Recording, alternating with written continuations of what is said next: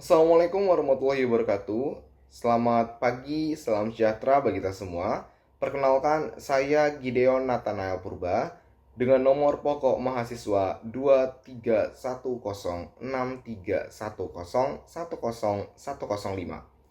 Pada hari ini, saya akan membuat video tentang definisi daripada eksepsi dan jenis daripada eksepsi dalam hukum acara perdata. Video ini saya buat untuk memenuhi tugas yang diberikan oleh Ibu Devi Siti Hamzah Marpaung SHMH selaku dosen pengampu mata kuliah Hukum Acara Perdata Fakultas Hukum Universitas Singapura Bangsa Karawang. Terlebih dahulu, marilah kita ketahui bersama definisi daripada eksepsi dalam hukum acara perdata. Eksepsi dalam hukum acara perdata dapat dikatakan sebagai sebuah istilah bagi tangkisan terhadap formalitas suatu gugatan.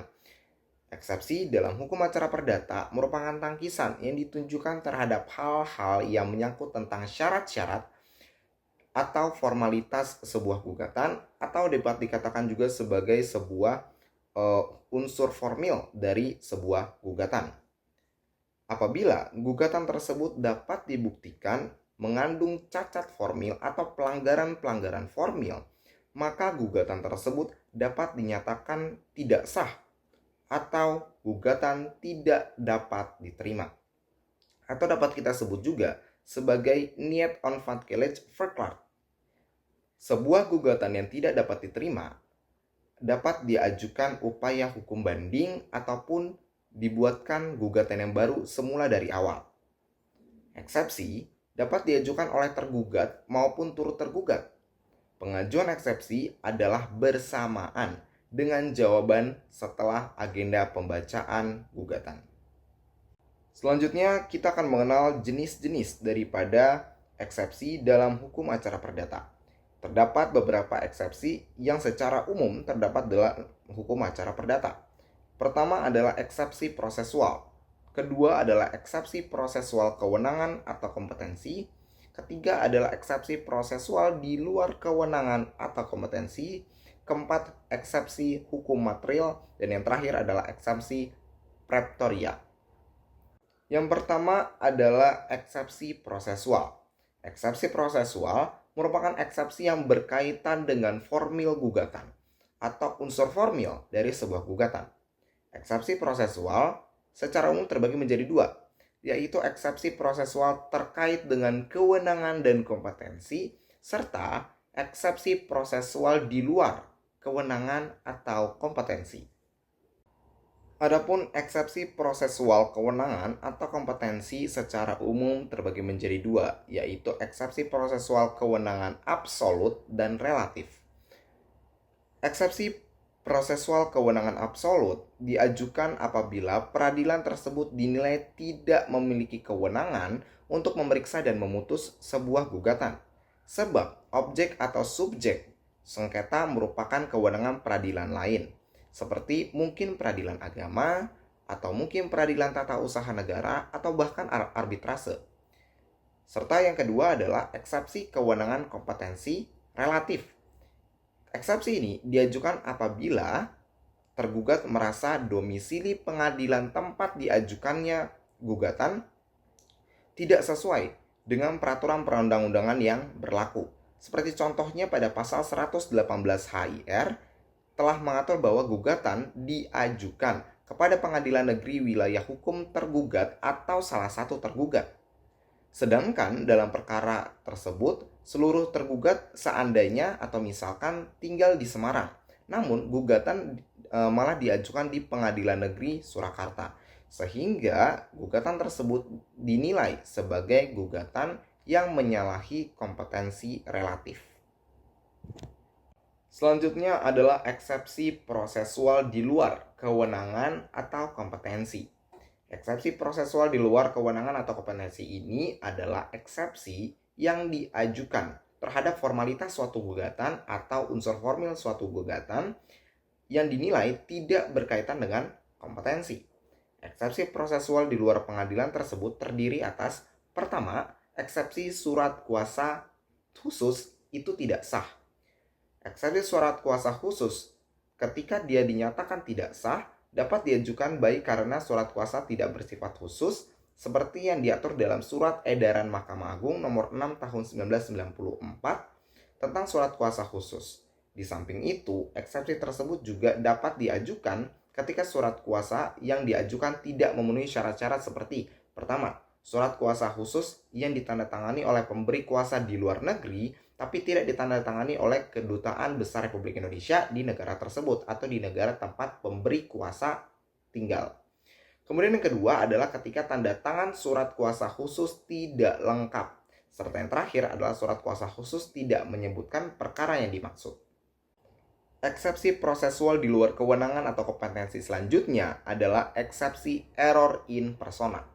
Eksepsi error in persona adalah eksepsi yang diajukan karena pihak-pihak yang dimaksudkan dalam perkara dianggap tidak memiliki legal standing atau dasar hukum, tidak memiliki tanggung gugat, dan atau sebetulnya ada pihak-pihak lain yang dianggap memiliki tanggung gugat namun tidak ditarik dalam perkara ini. Sebagai contoh, misalkan adalah eksepsi diskualifikasi atau gemis unhodenicated. Eksepsi ini adalah eksepsi yang diajukan karena penggugat bukan pihak yang berhak untuk mengajukan gugatan. Sebagai sebuah contoh, misalkan A mengajukan gugatan wan prestasi atas dasar perjanjian yang dilakukan antara C dengan D. A merasa memiliki hak karena dirinya adalah ahli waris daripada C. Namun ternyata C belum meninggal sehingga belum terbuka waris. Gugatan yang demikian menjadikan A tidak memiliki hak untuk mengajukan gugatan wan prestasi. Atau contoh selanjutnya adalah eksepsi keliru pihak yang ditarik sebagai tergugat. Eksepsi ini adalah eksepsi yang diajukan karena pihak yang dijadikan tergugat salah, baik karena tergugat tidak memiliki tanggung gugat ataupun karena tergugat telah meninggal dunia. Sebagai contoh, B mengajukan gugatan melanggar hukum hanya terhadap E dengan alasan E telah menempati hak atas tanah milik B, padahal E tidak menempati hak atas tanah tersebut sama sekali, melainkan ditempati oleh G.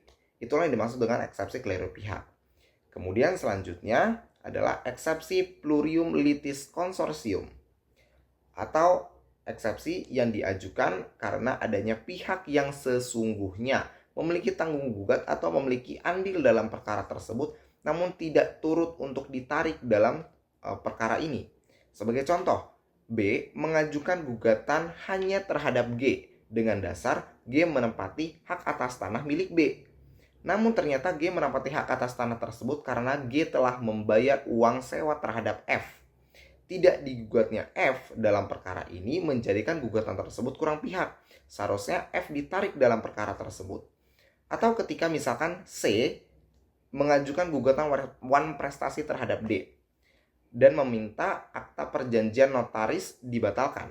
C tidak menjadikan notaris bersangkutan dalam perkara tersebut. Gugatan yang demikian juga termasuk gugatan kurang pihak. Kemudian eksepsi dalam prosesual di luar kewenangan selanjutnya adalah eksepsi res judicata atau nebis bin idem. Eksepsi ini adalah eksepsi yang diajukan karena gugatan yang diajukan oleh penggugat sudah pernah diajukan dan diputus dengan putusan yang bersifat positif serta telah memiliki kekuatan hukum yang inkrah. Kita semua mengerti bahwa dalam ilmu hukum, khususnya hukum perdata, kita mengetahui adanya asas res judicata pro veritate habetur. Artinya sebuah putusan oleh hakim atau pengadilan haruslah dianggap benar sebelum dia dibatalkan oleh pengadilan yang lebih tinggi. Ataupun kita juga mengenal nebis bin idem, di mana sebuah perkara tidak boleh disidang kedua kalinya ketika sudah mendapatkan putusan yang inkrah.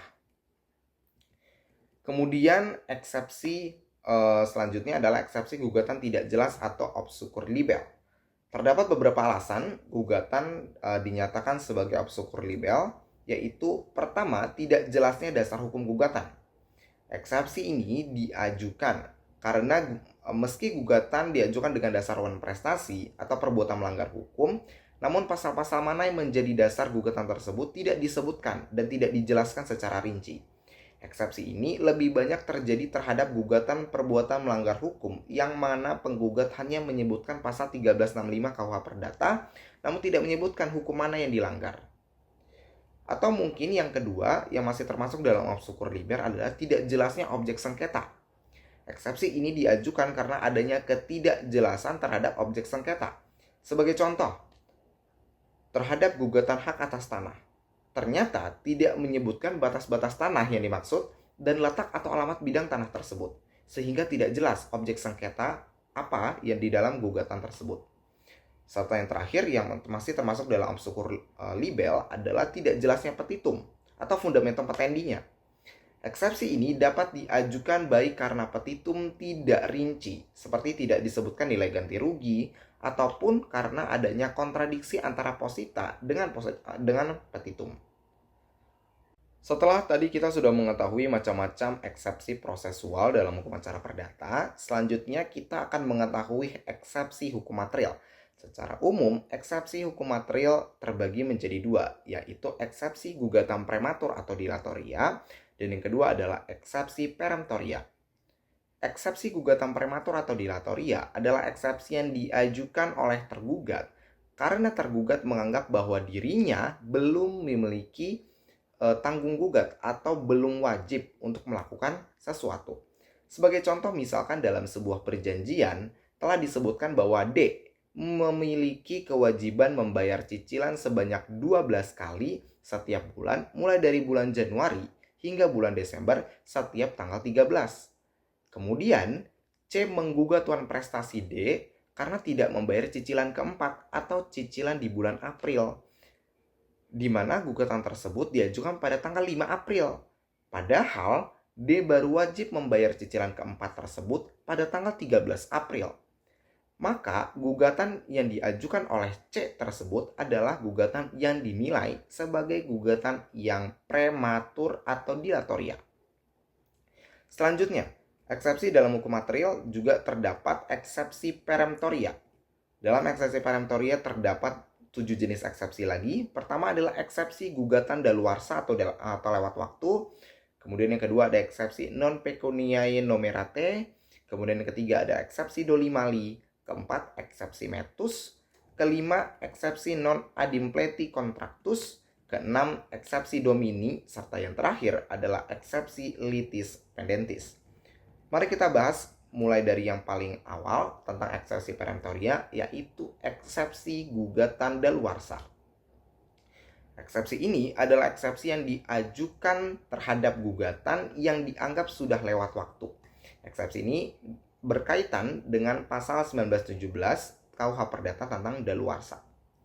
Kemudian yang kedua adalah eksepsi non pecuniae nomerate, yaitu eksepsi yang diajukan dengan dasar bahwa uang yang dikirimkan oleh penggugat tidak pernah diterima oleh tergugat. Eksepsi ini tentunya diajukan terhadap gugatan dengan dasar utang piutang. Yang ketiga, eksepsi doli mali. Eksepsi ini adalah eksepsi yang diajukan seorang tergugat atau sekelompok tergugat terhadap gugatan non-prestasi, sebab perjanjian yang menjadi objek gugatan ternyata masih memiliki unsur penipuan. Eksepsi ini berkaitan dengan pasal 1328 KUH Perdata atau pasal yang mengatur tentang syarat sah perjanjian. Selanjutnya adalah eksepsi metus. Eksepsi ini adalah eksepsi yang diajukan oleh tergugat terhadap gugatan penggugat yang didasarkan pada gugatan wan prestasi atau suatu perjanjian. Adapun eksepsi metus diajukan karena perjanjian yang dimaksud mengandung paksaan atau duang.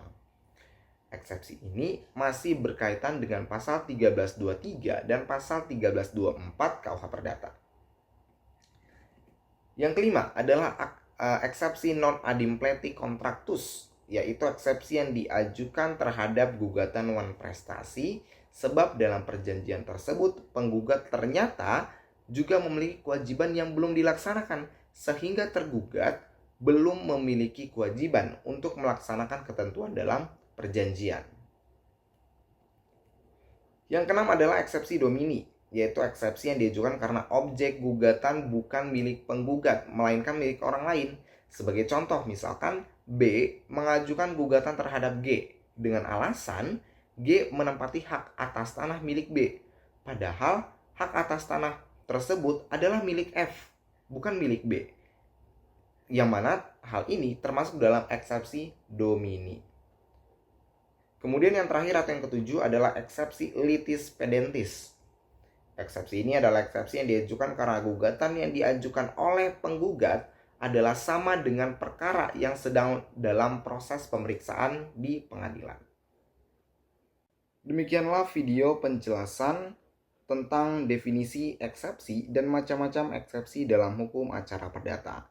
Saya ucapkan terima kasih banyak kepada Ibu Devi Siti Hamzah Marpaung SHMH selaku dosen pengampu mata kuliah hukum acara perdata, serta teman-teman yang sudah menyimak video ini hingga akhir.